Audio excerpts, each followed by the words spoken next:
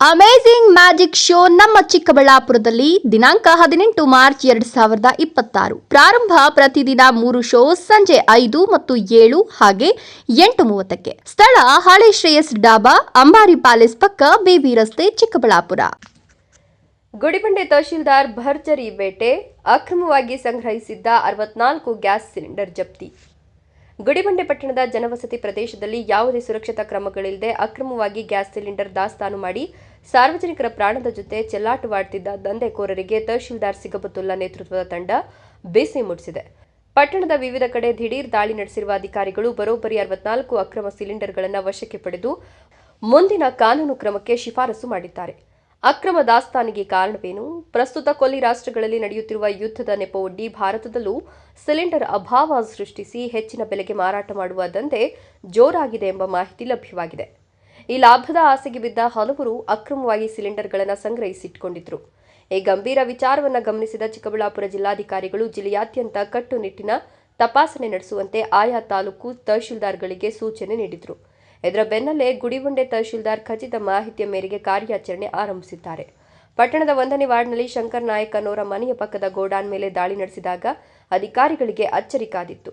ಅಲ್ಲಿ 31 ಗೃಹ ಬಳಕೆಯ ಖಾಲಿ ಸಿಲಿಂಡರ್ಗಳು, 15 ಗೃಹ ಬಳಕೆಯ ಭರ್ತಿ ಸಿಲಿಂಡರ್ಗಳು, 15 ಗೃಹ ಬಳಕೆಯ ಭರ್ತಿ ಮಾಡಿದ ಸಿಲಿಂಡರ್ ಹಾಗೂ 8 ವಾಣಿಜ್ಯ ಬಳಕೆಯ ಖಾಲಿ ಸಿಲಿಂಡರ್ಗಳು ಪತ್ತೆಯಾಗಿವೆ.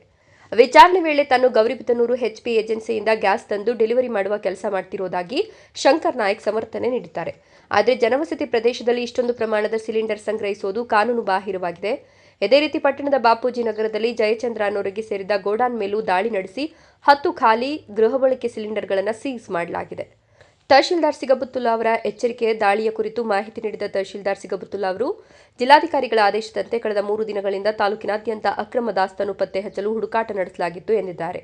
ಜಿಲ್ಲಾಧಿಕಾರಿಗಳ ಆದೇಶದಂತೆ ಇವತ್ತು ಸಹ ನಾವು 2ನೇ ಗೋಡನ್ ಅಂದ್ರೆ ಬ್ರಾಹ್ಮಣಹಳ್ಳಿ ರೋಡಲ್ಲಿ ಊರಾಚೆ ನಿಂತಕ್ಕಂತಹ ಒಂದು ಗೋಡನ್, ಆ ಗೋಡನ್ನಲ್ಲಿ ನಮ್ಮ ಜಯಚಂದ್ರ ಅಂತ ಹೇಳ್ಬಿಟ್ಟು ಅವರು ಗೋಡನಲ್ಲಿ ಒಂದು 10 ಎಂಟರ್ ಸಿಲಿಂಡರ್ ಕೊಂಡಿದ್ರು.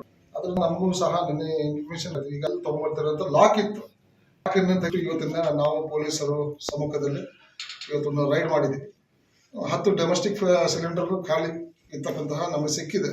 ಒಟ್ಟಾರೆ ಇವತ್ತು ಅಲ್ಲೊಂದು 2 ಗಂಟೆಗೆ ನಾವು ರೆಡಿ ಮಾಡಿದ್ದೀವಿ. ಇವತ್ತೊಂದು ಸಹ ಒಟ್ಟಾರೆ 64 ಸಿಲಿಂಡರ್, ಅದರಲ್ಲಿ 35 ಫುಲ್ ಇತ್ತು. ಉಳಿದಿರ್ತಕ್ಕಂತಹ ಎಲ್ಲ ಖಾಲಿ ಮಾಡಿದ್ವಿ. ಈಗ ಇದನ್ನ ಸೀಸ್ ಮಾಡಿ ನಾವು ಫುಡ್ ಇನ್ಸ್ಪೆಕ್ಟರ್, ಫುಡ್ ಡಿಪಾರ್ಟ್ಮೆಂಟ್ಗೆ ನಾವು ಇದು ಮಾಡ್ತೀವಿ. ಪ್ರಕರಣ ದಾಖಲಾಗುತ್ತೆ ಎಂಬುದರ ಬಗ್ಗೆ ತಮಗೆ ಮಾಹಿತಿ ನಾವು ಕೊಡ್ತಾ ಇದ್ದೀವಿ. ಈ ಬಗ್ಗೆ ಈಗಾಗಲೇ ಜೆಡಿ ಫುಡ್ ಅವ್ರಿಗೂ ಸಹ ಈ 2 ರೈಡ್ ಆಗಿರೋ ಬಗ್ಗೆ ಮಾಹಿತಿ ತಿಳಿಸಿದ್ವಿ. ಇದಲ್ಲದೆ ಮಾನ್ಯ ಜಿಲ್ಲಾಧಿಕಾರಿಗೂ ಸಹ ನಾವು ರೈಟಿಂಗಲ್ಲಿ ನಾವು ಪ್ರಸ್ತಾವನೆ ಕಳಿಸ್ತೀವಿ. ಇದೀಗ ವಶಪಡಿಸಿಕೊಂಡಿರುವ ಎಲ್ಲ ಸಿಲಿಂಡರ್ಗಳನ್ನು ಆಹಾರ ಇಲಾಖೆ ಅಧಿಕಾರಿಗಳಿಗೆ ಹಸ್ತಾಂತರಿಸಲಾಗಿದ್ದು, ಈ ಅಕ್ರಮದ ಬಗ್ಗೆ ಮೇಲಾಧಿಕಾರಿಗಳಿಗೆ ಸಮಗ್ರ ವರದಿ ರವಾನಿಸಲಾಗಿದೆ ಅಂತ ತಿಳಿಸಿದ್ದಾರೆ. ಇನ್ನು ಕಾರ್ಯಾಚರಣೆಯಲ್ಲಿ ಭಾಗಿಯಾದ ತಂಡ ಈ ಭರ್ಜರಿ ಕಾರ್ಯಾಚರಣೆಯಲ್ಲಿ ಕಂದಾಯ ಇಲಾಖೆಯ ಶಿರಸ್ತೇದಾರ್ ನಟರಾಜ್, ಕಂದಾಯ ನಿರೀಕ್ಷಕ ಸುರೇಶ್ ನಾಯಕ್, ಆಹಾರ ನಿರೀಕ್ಷಕಿ ಪುಷ್ಪಾ ಮತ್ತು ಪೊಲೀಸ್ ಸಬ್ ಇನ್ಸ್ಪೆಕ್ಟರ್ ಗಣೇಶ್ ಸೇರಿದಂತೆ ಹಲವು ಸಿಬ್ಬಂದಿಗಳು ಪಾಲ್ಗೊಂಡಿದ್ದರು.